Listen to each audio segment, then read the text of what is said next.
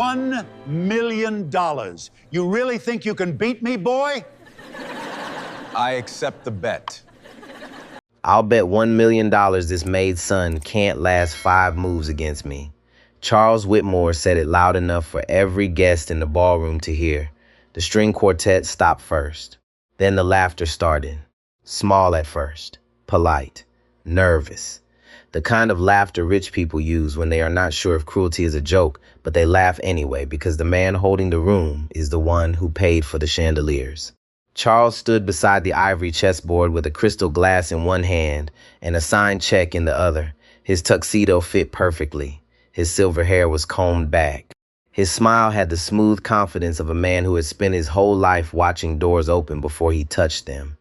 Across from him stood Ethan Brooks, 18 years old, quiet, black, wearing the only dress shirt his mother owned enough pride to iron twice.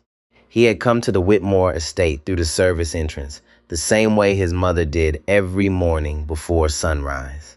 He was supposed to stay in the kitchen, read his book, and keep out of sight until the event was over. That was the rule. People like Ethan were allowed to carry trays. They were not expected to sit at the center table. Charles looked him up and down, slowly, like he was inspecting damage on a rental car. "Did you hear me, boy?" Ethan did not answer right away. He could hear his mother breathing behind him. Grace Brooks stood near the double doors, still wearing her black staff uniform. One hand held a folded linen napkin.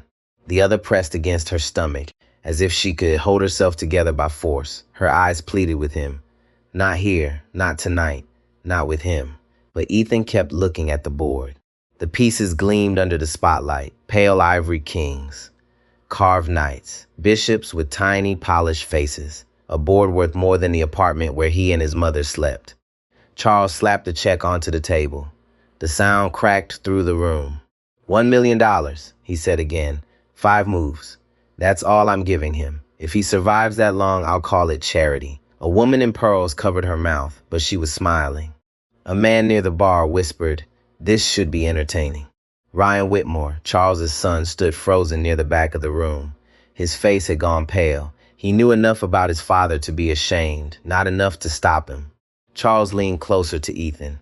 "And when you lose, your mother can get on her knees and polish every piece on this board, by hand, tonight." The room shifted, not because people objected, because they felt the ugliness and chose comfort over courage. Grace whispered, "Ethan, please." Ethan finally turned. For a second, he was not looking at Charles. He was looking at his mother's hands, dry from bleach, cracked at the knuckles. Hands that had cleaned bathrooms no guest in that room would ever admit existed. Hands that packed his lunch when there was barely food left. Hands that once stayed awake all night, sewing a ripped tournament jacket because he had a match the next morning. Something in Ethan's chest went still, not cold, clear. He pulled out the chair. The legs scraped the marble floor. Every head turned. Charles blinked. He had expected fear. He had expected silence. He had expected the boy to shrink. Ethan sat down, slowly, calmly. Then he looked up. "You sure that smell isn't your opening game, Mr. Whitmore?" The laughter died. Instantly. Charles's smile disappeared so fast it looked erased. "What did you just say to me?" Ethan placed one finger on the pawn in front of his king. "I said I'll take the bet. No one in that ballroom knew the truth. Not the guests, not the business partners. Not Charles Whitmore, who believed intelligence came with a tailored suit and a country club membership. They did not know Ethan Brooks had not lost a serious chess game in 4 years. They did not know universities had been quietly trying to identify the anonymous player who had been destroying ranked competitors online under initials nobody recognized. They did not know that 3 grandmasters had already reviewed his games and called him one of the most dangerous young minds in American chess. And they certainly did not know this. The boy Charles had just humiliated in front of everyone, had the kind of power money could not buy. He could see the whole board. And Charles had just made the worst move of his life. The first move had not been played yet, but the room had already changed. A minute earlier, Ethan Brooks had been furniture to these people, a shadow near the service door, a boy they could look through without feeling guilty. Now he sat under the chandelier, across from Charles Whitmore, with one hand resting beside a pawn and 100 pairs of eyes locked on his face. Charles leaned back in his chair and laughed once. Not because anything was funny, because he needed the room to believe he was still in control. "All right," he said.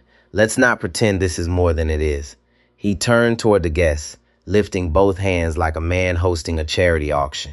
"Ladies and gentlemen, we are about to witness a valuable lesson. Confidence without education is a dangerous thing." A few people chuckled. Not many. Grace heard it from the doorway and felt something inside her fold in half. She wanted to walk over, take Ethan by the arm, and lead him back into the kitchen before the damage got worse. She knew men like Charles. She had cleaned around them for years. They could smile while hurting you. They could destroy your rent money with a phone call. They could make a person disappear from a job without ever raising their voice. Ryan stepped closer to her. "Mrs. Brooks," he whispered, "I'm sorry." Grace did not look at him. "If you were sorry," she said softly, "you would have said something before he sat down." Ryan's face tightened. He looked toward his father, then toward Ethan. Shame moved across him, slow and visible. He opened his mouth, but no words came. That was the trouble with good intentions. They often arrived late. At the board, Charles adjusted his cuffs. "White moves first," he said. "I assume you know that much." Ethan looked at the pieces, then at Charles, then back at the board. His breathing was steady. Charles wanted anger. Anger made people sloppy. Anger made poor boys reach too far, too fast, desperate to prove they belonged. Charles had built a life on pushing people until they made mistakes. Employees, partners, contractors, women in staff uniforms, men who needed his signature. But Ethan was not looking at him like an enemy. He was looking at him like a position. That was what made Charles uneasy. Ethan moved his king pawn forward. Simple, clean. The wooden clock clicked. Charles smiled. Classic, predictable. He mirrored the move with his own pawn, then glanced at the guests as if the lesson had already begun. Near the bar, David Miller shifted his weight. David had lost to Charles earlier on purpose. He had told himself it was harmless. A rich man wanted applause. Give it to him. That was business. That was survival. But now, watching Ethan sit there with Grace trembling near the door, David felt the old sickness of cowardice rising in his throat. He took a sip of bourbon. It tasted like metal. Ethan developed his night. Charles developed his. The clock clicked again. The sound seemed louder than the music had been. Sharp, measured, unforgiving. A woman in a silver dress whispered to her husband, "Does the boy really play?" Her husband shrugged. How good could he be? Ethan heard it. He gave no sign. Inside his mind, the room disappeared. No chandeliers, no laughter, no Charles. Just 64 squares. Just space, pressure, timing. He had been here before. Not in this ballroom, but in places like it. Rooms where people made decisions about you before you spoke. Rooms where your shoes mattered more than your mind. Rooms where silence was expected from people who cleaned, carried, served, waited. Samuel Reed had once told him that the board was the only honest room in the world. On the board, money did not move the pieces. Fear did not change the rules. A king was still vulnerable. A pawn could still become a queen. Charles castled early and leaned back, pleased with himself. "There," he said, "safety first. You should remember that." Ethan looked at Charles as king, safe, for now. Then Ethan moved a bishop to a quiet square. No one reacted, no one understood, but Ryan did. His eyes narrowed. He had studied enough chess as a boy to recognize the shape forming on the board. It was not flashy, it was not desperate, it was patient. Ethan was not trying to survive 5 moves, he was building a net. Ryan swallowed hard. "Dad," he said under his breath. Charles ignored him. The next move came, then the next. Charles kept talking, Ethan kept moving, and with every click of the clock, the air grew heavier. By the 6th move, Charles stopped smiling. By the 8th, he stopped looking at the guests. By the 10th, his hand hovered over the board a little too long. That was when Grace saw it, not the position. She did not understand chess. She saw Charles hesitate. And for the first time all night, she let herself breathe. Charles reached for his bishop, then stopped. His fingers stayed above the piece. 1 second. 2. The room watched him think, and that alone felt like a small collapse. Charles Whitmore did not like being watched while uncertain. He liked being watched while certain, while winning, while explaining things to people who had already decided to agree with him. Ethan sat still, no smile, no movement. Only his eyes shifted, moving from the bishop to the knight to the open file near Charles's king. Charles pulled his hand back and cleared his throat. Interesting, he said. The word came out dry. Across the room, David Miller lowered his glass. He knew that tone. He had heard it in boardrooms when an investment went bad. He had heard it when Charles was losing money, but still wanted everyone to pretend he was in command. Ryan took another step forward. Dad, he said quietly, maybe you should slow down. Charles turned his head. The look he gave his son was quick and sharp. A warning. Ryan went silent, but he did not step back this time. That mattered. Grace saw it. So did Ethan. So did half the room. Charles finally moved his bishop to a safer square. A defensive move, not a winning move. A soft murmur passed through the guests, not loud, not brave, just enough to show that the room had begun to understand something was wrong. Ethan moved instantly, knight to the center. The clock clicked. Charles stared. The knight landed like a quiet accusation. It attacked nothing obvious. It threatened everything important. A gray-haired man near the front leaned toward his wife and whispered, "That's not a beginner move." His wife did not answer. Her eyes were on Grace. Grace had both hands clasped in front of her now. She was trying not to shake, not because she doubted Ethan. She had seen him win before. She had sat in school gyms and community centers and motel conference rooms while her son beat grown men who came in smiling and left silent. But this was different. This was her job, her rent, her health insurance, her son's future. People with money always said the world was fair when they had never had to gamble with groceries. Charles pushed a pawn, too fast, too angry. Ethan glanced at it once. Then he looked at Charles. For the first time, Charles looked away. That tiny movement spread through the room like a match catching paper. Ethan moved his queen's pawn one square forward. Small, quiet, the kind of move most people would forget before the next breath. But Ryan saw it, and his stomach dropped. He had seen this pattern in old master games. Not exactly, not copied. But the idea was there. Ethan was closing the board around Charles's pieces, not with force, with patience. Charles was not being beaten by a trick. He was being out-understood. Charles leaned back and forced a laugh. "All right, son, you've had your fun." Ethan did not answer. Charles's smile tightened. "You do know who you're playing, don't you?" Ethan looked at the board. "Yes, sir. And that doesn't make you nervous?" Ethan's hand moved toward a rook. "No, sir. Why not?" Ethan lifted the rook and placed it on the open file. Click, because the pieces don't know your last name. The room went silent again. This time, it was not shock. It was recognition. Some people looked down. Some looked at Grace. Some looked at Charles and saw him, maybe for the first time, without the house, without the money, without the tuxedo doing the talking for him. Just a man at a table, just a king with weak squares. Charles's face darkened. He reached for his knight, then changed his mind, reached for his queen, then stopped. His breath grew louder. His collar suddenly looked too tight. At the edge of the ballroom, a server named Maria stood holding a silver tray of untouched champagne. She had worked Whitmore events for 6 years. She had heard jokes made about accents, about neighborhoods, about people who cleaned after midnight and took buses home before dawn. She had learned to lower her eyes. But now she was watching Ethan, and her eyes were up. David Miller stepped closer to the board. "Charles," he said carefully, "maybe let the boy play without commentary." Charles snapped, "Stay out of it." David flinched. Then something changed in him.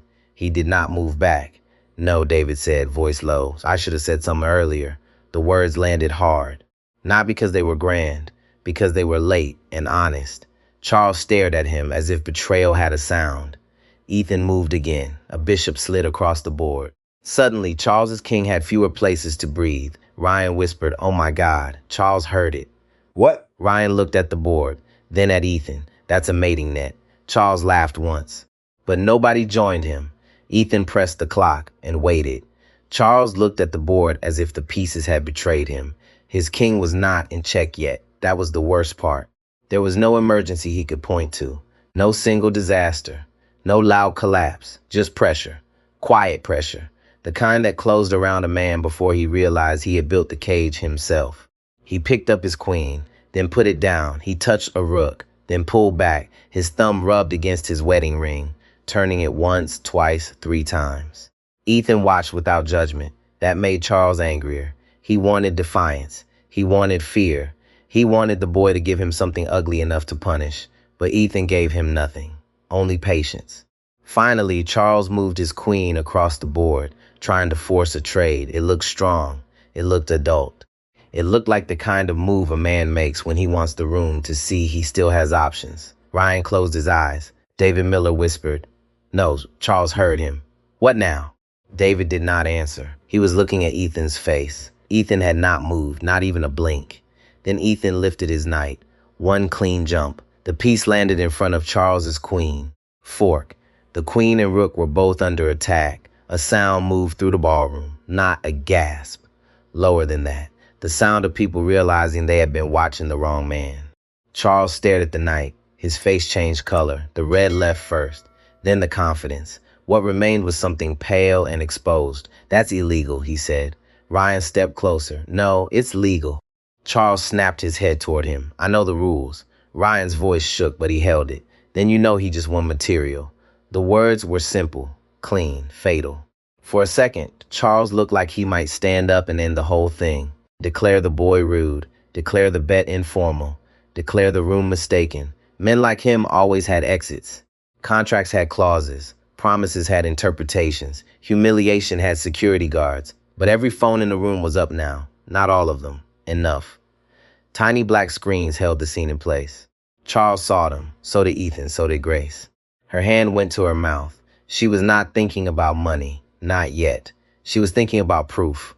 For once, the room could not rewrite what happened. For once, the insult had witnesses. The world had become a record. Charles forced himself to sit still. He captured the knight with a bishop. Too fast. Too eager. Ethan had expected it. Of course he had. He moved his pawn forward. One square. Just one. It attacked the bishop and opened a line Charles had not seen. The bishop was trapped. Ryan exhaled through his nose. Maria, the server, lowered her tray onto a side table. Her hands were shaking, but her face was awake now. She looked at Grace, and for the first time that night, she gave her a small nod. Grace saw it.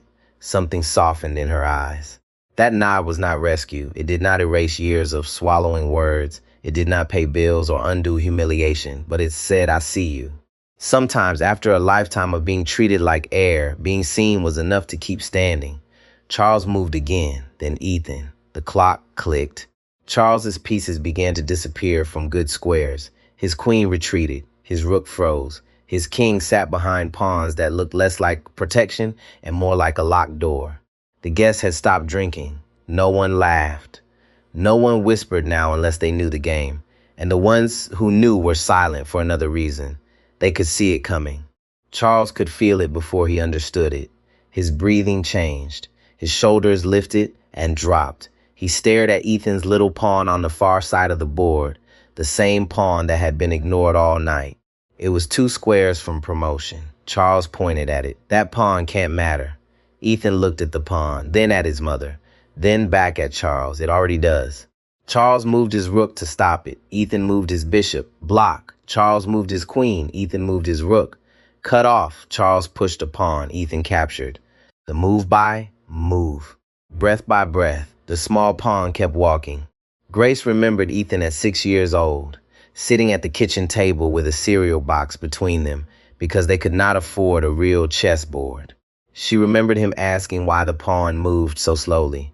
She remembered Samuel Reed telling him, because anything worth becoming takes time. Now that same lesson stood on the board in carved ivory. 1 square away. Charles saw it.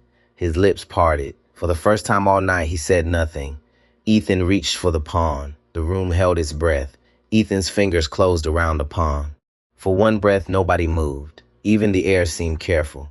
Charles leaned forward, eyes wide now, watching that small ivory piece like it had become something alive. His hand twitched near his king, but there was nothing left to touch. No clean defense. No clever escape. No rich man's shortcut hidden between the squares. Ethan slid the pawn forward, 1 square, to the last rank. Then he looked up at Charles, queen. The word was quiet. It hit like thunder. A low gasp rolled through the ballroom.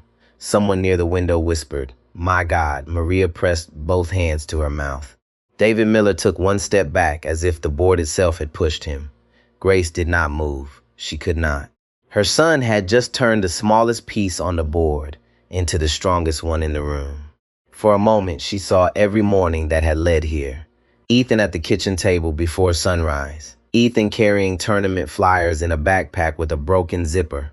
Ethan eating peanut butter crackers in bus stations because hotel food cost too much. Ethan falling asleep over chess books while she folded uniforms for another cleaning shift. People called that sacrifice.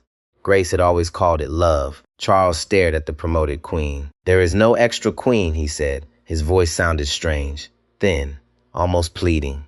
Ryan looked at the captured pieces beside the board, then at the decorative case behind the table. "There's a replacement set, Dad." Charles did not look at him. "I said there is no extra queen." The room understood what he was doing, not refusing a move, refusing reality. David Miller stepped to the side table and opened the velvet case where spare ivory pieces rested in neat rows. His hand shook as he picked up a queen. He brought it to Ethan. Charles's face hardened. David placed the queen on the board. "No," he said, "he earned it." That was the first brave thing David had done all night, and he knew it was not enough. But sometimes courage begins as a late apology. Sometimes a man starts becoming decent only after he has watched a boy be decent under pressure. Ethan nodded once, not grateful, not proud, just acknowledging the truth. The new queen stood on the board, bright under the chandelier. Charles looked trapped now, not just his king, him, his reputation, his certainty, his need to be larger than the people around him. He reached for his queen, stopped, reached for a pawn, stopped. His breathing became loud enough that the front row could hear it. Grace heard it too, and something painful loosened inside her. For years she had heard men like Charles speak with voices that filled rooms. She had watched them decide whose work mattered, whose time mattered, whose pain mattered. Now silence had taken his voice from him. Ethan moved his rook. Check. Charles flinched. The clock clicked. Charles moved his king to the only square left. Ethan moved his bishop. Check. Another flinch. Charles moved again. One square, only one. Ethan did not rush. That was what made it worse. He gave the room time to see. He gave Charles time to understand. He gave his mother time to stand upright in a place built to make her bend.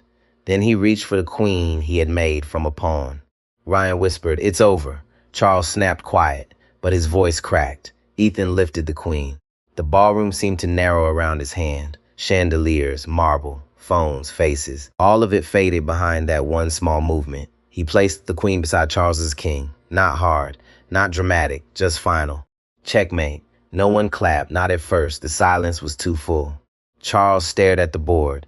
His mouth opened, but nothing came out. The man who had offered $1 million as a joke had just lost it in front of everyone. But the money was not the thing. The thing was Grace standing by the door with tears on her cheeks, not from fear this time. The thing was Maria wiping her eyes with the edge of her sleeve. The thing was Ryan looking at his father like he had finally seen the man clearly. The thing was a room full of powerful people realizing that cruelty had made them smaller, and dignity had made one quiet boy impossible to ignore. Ethan sat back. He looked at Charles. "You said chess proves intelligence," he said. "I think tonight it proved character, too." Charles did not answer. He could not. His hand rested beside the fallen king, but he did not touch it. The piece was still upright, still carved, still polished. But everyone in the room knew what had happened. A king could stand and still be finished. Then the applause began. One pair of hands, soft, slow. It came from the back of the room, Maria. She stood beside the service table with tears bright in her eyes, clapping even though her palms were shaking. The sound looked too small for the room at first, too fragile. Then David joined. Then Ryan. Then a woman in pearls who had laughed earlier but now looked ashamed.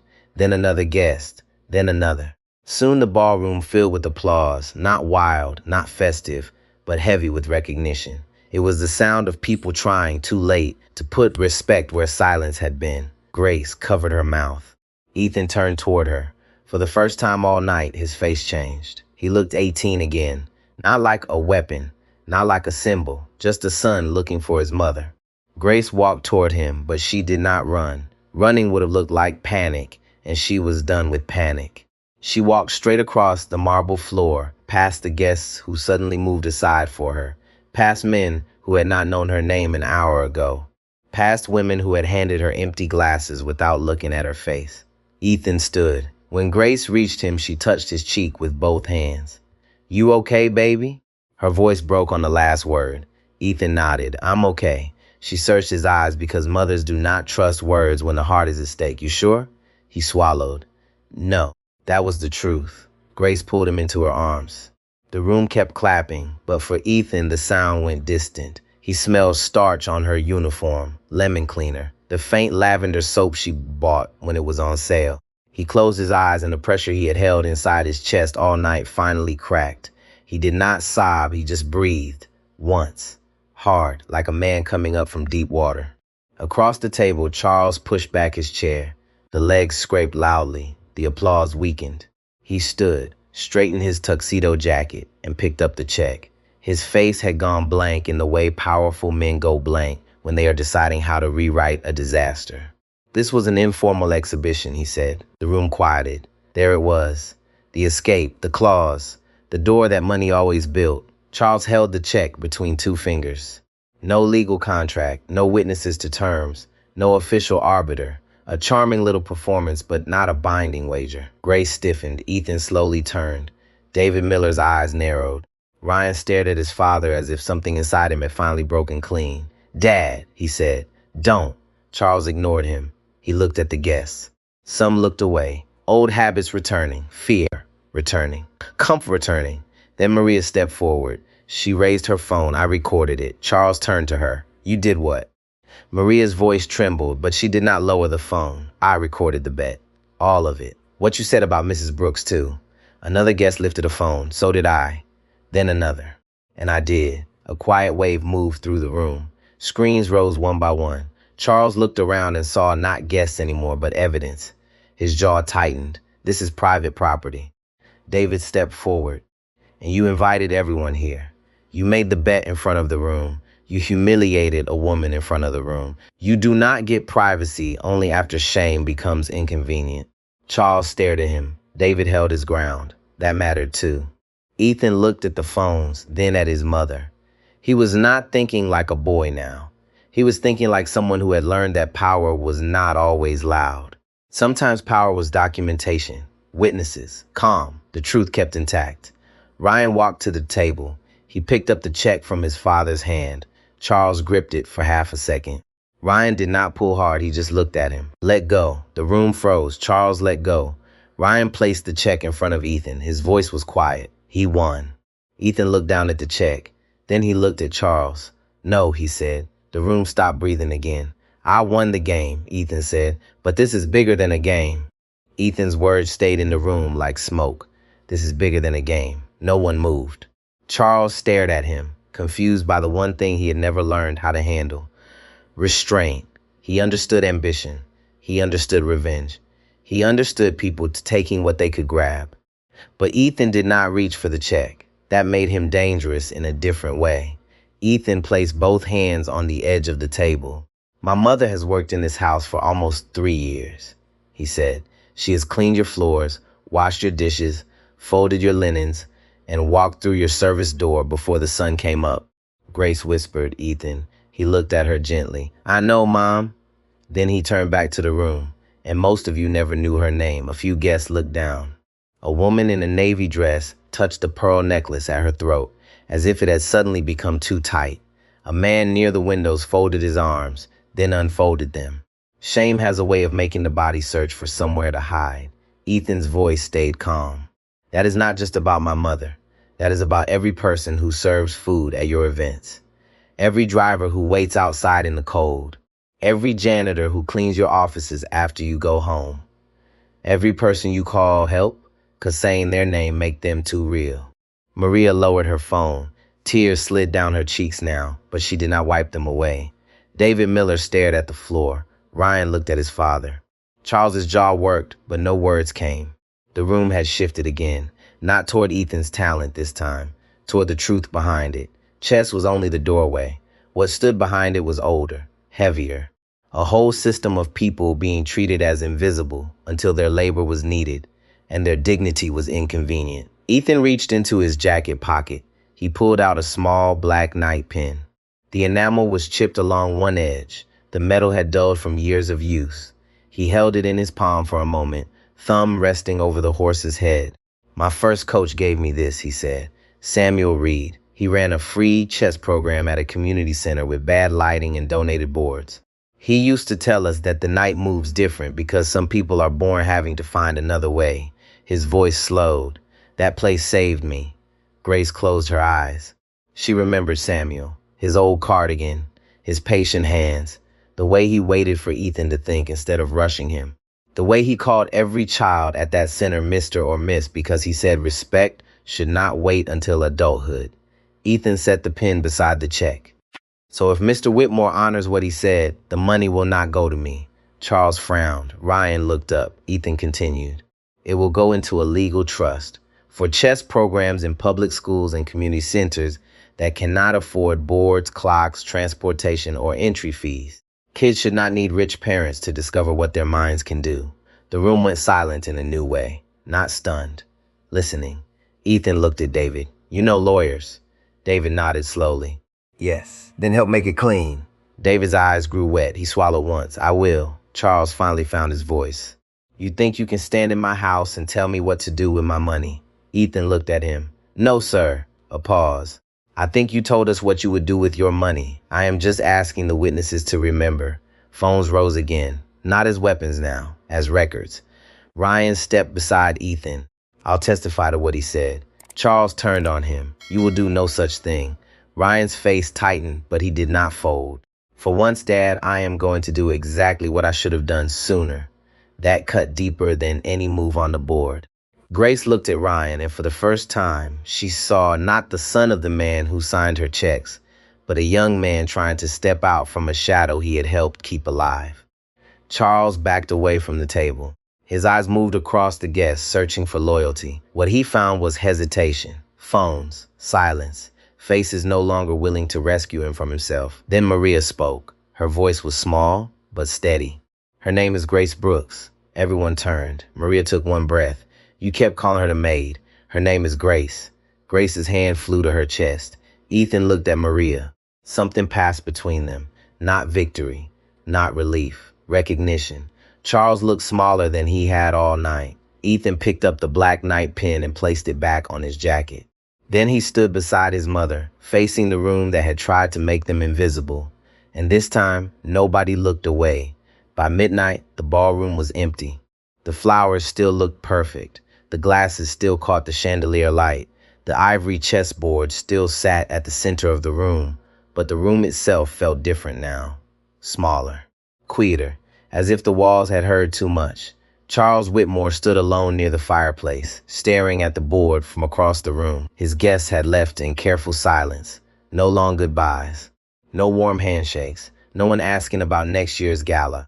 Just coats gathered, phones tucked away, eyes avoiding his. That was how power began to leave a man. Not all at once. First, people stopped laughing at his jokes. Then they stopped, waiting for his permission. In the service kitchen, Grace sat at a steel table with Ethan beside her. Her hands were wrapped around a paper cup of water Maria had brought her. She had not taken a sip. Maria leaned against the counter, still wearing her apron. "I should have spoken up sooner," she said. Grace looked at her. "We all learn late sometimes." Maria shook her head. Her lips trembled. "No, he talks like that all the time. Not always that loud. But enough. I told myself I needed the job. I told myself keeping quiet was how I survived." Grace reached across the table and touched her wrist. "Sometimes silence is survival. That does not make you weak." Maria looked down, and the tears came fast. Quiet tears. Tired ones. Ethan watched his mother comfort the woman who had just apologized for standing still too long. That was Grace. Even wounded, she made room for someone else's pain. The kitchen door opened. Ryan stepped in. He had removed his bow tie. His hair was no longer perfect. He looked younger than he had in the ballroom, almost lost. "Mrs. Brooks," he said. Then he stopped himself. "Grace." She looked up. He swallowed. "I called our family attorney." Ethan stood. Ryan raised one hand quickly. "Not to fight you." He pulled a folded paper from his jacket pocket and set it on the table. "I told him what happened. I told him there are recordings. He said the cleanest path is for my father to honor the public pledge through a charitable transfer agreement. A trust, like Ethan said, it can be done legally. Grace stared at the paper. And your father agreed? Ryan's face tightened. No, a pause. But the foundation board will not want this in court or online. And after tonight, my father does not have as much room to control the story as he thinks. Ethan looked at him carefully. Why are you helping? Ryan took a breath because that question was heavier than it sounded. My mother died when I was 13, he said. After that, this house got very quiet. My father top-filled it with events, business partners, people clapping for him. I watched him treat people badly for years, and I told myself it was not my place. His eyes moved to Grace. But tonight, I saw your face when he said what he said, and I saw mine in the mirror behind the bar. His voice broke. I did not like what I saw. No one spoke. Outside the kitchen, a cleaning cart rattled softly down the hall. Somewhere in the mansion, a grandfather clock struck 12 times. Each note landed slow and hollow. Ethan sat back down. Then help us make sure this does not become just a viral video. Ryan nodded. It will not. The next morning, it was everywhere. Clips from the ballroom spread across social media before sunrise. Local news picked it up by breakfast. By noon, national outlets were calling. Some headlines focused on the money, some focused on the chess. But the comments underneath kept returning to one moment. Her name is Grace Brooks. That line traveled farther than the check. At a diner in Bridgeport, a retired janitor watched the clip on his phone and wiped his eyes with a napkin. In a hospital break room in Ohio, a nurse replayed it for two co-workers. In a public school classroom in Atlanta, a math teacher paused before first period and whispered, "Good for him." By evening, the Whitmore Foundation issued a statement. Careful words, legal words, too clean to be honest. But buried in the middle was one sentence that mattered. $1 million would be transferred to establish the Arthur Brooks Chess Initiative, supporting youth chess access in underserved communities. Grace read it 3 times at the kitchen table in their small apartment. Ethan stood behind her. The old magnetic chess set sat between them, still missing its queen. Grace touched the empty square. You really did it. Ethan looked at the board. No, he said softly, we did. 3 weeks after the Whitmore Gala, Ethan walked into Lincoln Middle School carrying a cardboard box of chess sets. Not the kind that sat behind glass, not ivory, not polished, just sturdy folding boards, plastic pieces, and clocks that clicked loud enough to make a child feel like the game mattered. The school gym smelled like floor, wax, and cafeteria pizza. The scoreboard above the bleachers had 2 broken bulbs. A row of metal chairs stood near the wall, and 27 students sat in them, whispering, fidgeting, trying not to look excited. Grace stood by the door with a stack of permission slips. Maria was beside her, handing out name tags. Ryan had come too. He wore jeans and a plain sweater, and for once, nobody in the room cared what family he came from. He carried boxes. He taped extension cords. He asked the janitor where to find extra chairs and said thank you when the man showed him. That mattered. Small things always did. A boy in the front row raised his hand before Ethan had even opened the first board. You the guy who beat that rich man? The room went still. Ethan smiled a little. I beat him at chess. The boy leaned forward. My grandma showed me the video. She said you stayed calm when he tried to make you mad. Ethan looked at him. What's your name? Malik. All right, Malik. Your grandma is right. Staying calm is a skill. Same as checkmate. A girl near the back crossed her arms. What if somebody keeps disrespecting you? Her voice was sharp, but her eyes were tired. Ethan knew that look. It belonged to kids who had already learned too much about the world. He walked closer, but not too close. Then you protect yourself, he said. You tell the truth. You find witnesses. You do not let their disrespect become your identity. The gym went quiet. Grace looked down at the permission slips, blinking fast. Ethan picked up a pawn and held it between his fingers. And you keep moving. He placed the pawn in the center of the demonstration board. That is the first lesson. For the next hour, the room came alive. Pieces tapped against boards. Chairs scraped. Kids argued about knights and bishops. Malik tried to move a rook diagonally, and the girl with the crossed arms corrected him before Ethan could. That's not how it works, she said. The rook goes straight. Malik frowned. You play already? No, then how you know? She shrugged. I listen. Ethan heard that and smiled to himself. Samuel Reed would have liked her. At the far end of the gym, Principal Denise Carter watched with her arms folded. She was 62, close to retirement, and had seen too many programs arrive with cameras and leave when the attention faded. She did not trust promises easily. Ryan walked up to her. "We'll fund equipment for the year," he said. "Transportation too, tournament fees, coaches, background checks, all of it." Principal Carter looked at him over her glasses. "And after the year?" Ryan paused. That was the right pause, honest, not polished. "Then we renew it. And if the foundation drags its feet, I will put my own name on the check." She studied him. People say things when cameras are near. Ryan glanced across the gym. There were no reporters, no cameras, just kids learning how pawns moved. "I know," he said. "That is why I came when there were none." Principal Carter's face softened, just barely. "Good answer." Near the door, Grace watched Ethan kneel beside a small boy who had not spoken all afternoon. The boy kept his hood up and his hands under the table. Ethan did not tell him to take the hood off. He did not tell him to speak up.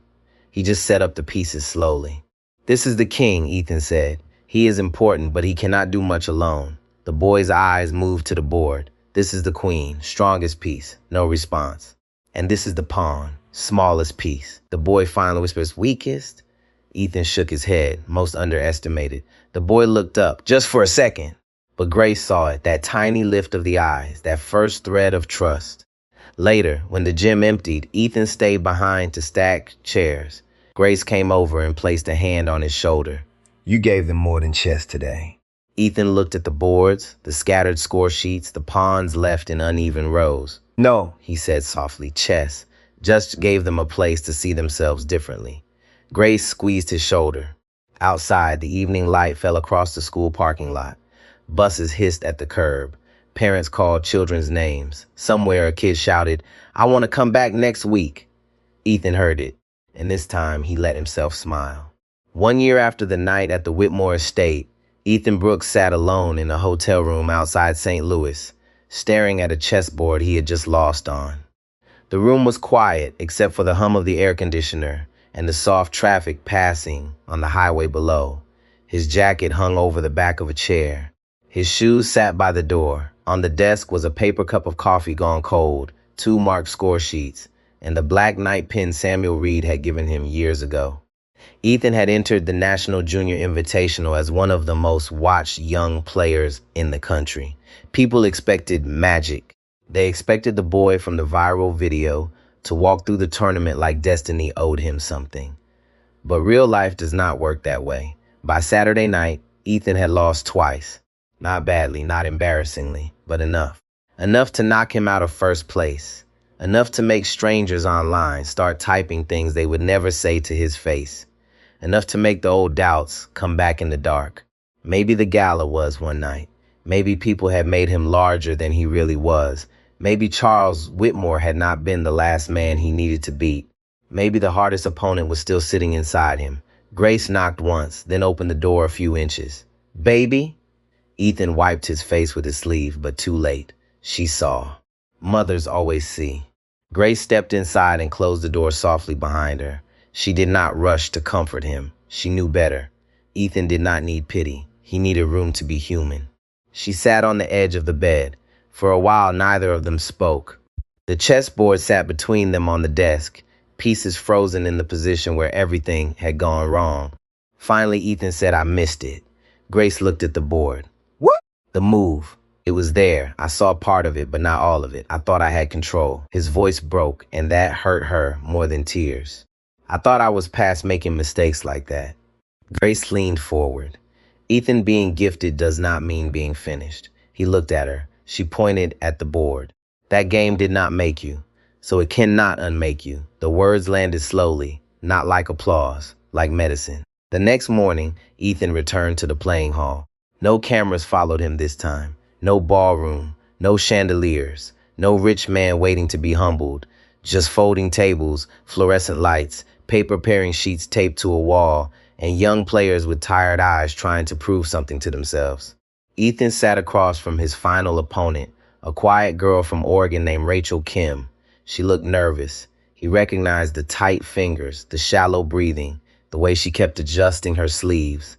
Before the clock started, Ethan leaned forward slightly. First big tournament? Rachel blinked. Yes, you belong here. He said. She stared at him for a second. Then she nodded. The game began. It was sharp, honest, difficult. Rachel fought hard. Ethan had to earn every square. By the middle game, spectators had gathered, watching the position twist and tighten. Ethan felt pressure building again, but this time he did not fight it. He breathed through it. He listened to the board. Not the crowd, not the reputation, not the fear, the board. On move 34, Rachel made a small mistake. Ethan saw it. This time, he waited. Checked once, checked twice, then moved. Clean, quiet, final. Rachel resigned 6 moves later. Ethan won the game. He finished 3rd overall. No headline would call that a miracle. No national show would lead with it. But when he stood up, Rachel offered her hand and said, "Thank you for saying that," before the game. Ethan shook her hand. "I meant it." Across the hall, Grace watched him with one hand pressed to her heart. That was the victory she cared about, not the trophy, not the ranking. The boy who had been humiliated in a mansion had not become uncruel after being praised. He had not used his new power to make others feel small. He had used it to make room. Months later, the Arthur Brooks Chess Initiative had grown beyond Bridgeport. Public schools in Connecticut, Maryland, Georgia, and Ohio applied for support. Community centers received boards, clocks, books, and transportation grants. Coaches were paid. Kids who had never seen a tournament hall sat down and learned how to think 3 moves ahead.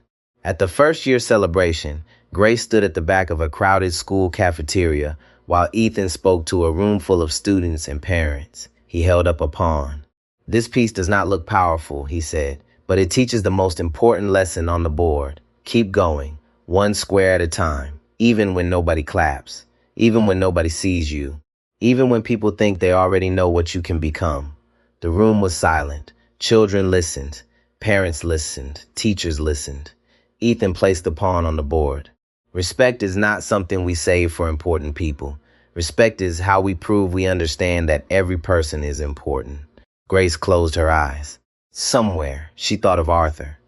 Somewhere, she thought of Samuel. Somewhere, she thought of every early morning, every bus ride, every room where she had been treated like a shadow. Then she opened her eyes and saw her son standing in front of children who no longer had to feel invisible. That was the checkmate that mattered. So when you see someone being looked down on, do not join the silence. See them, say their name, give respect before the world tells you they have earned it. If this story moved you, like this video, subscribe for more stories about courage and dignity, and comment these 3 words: never stay silent.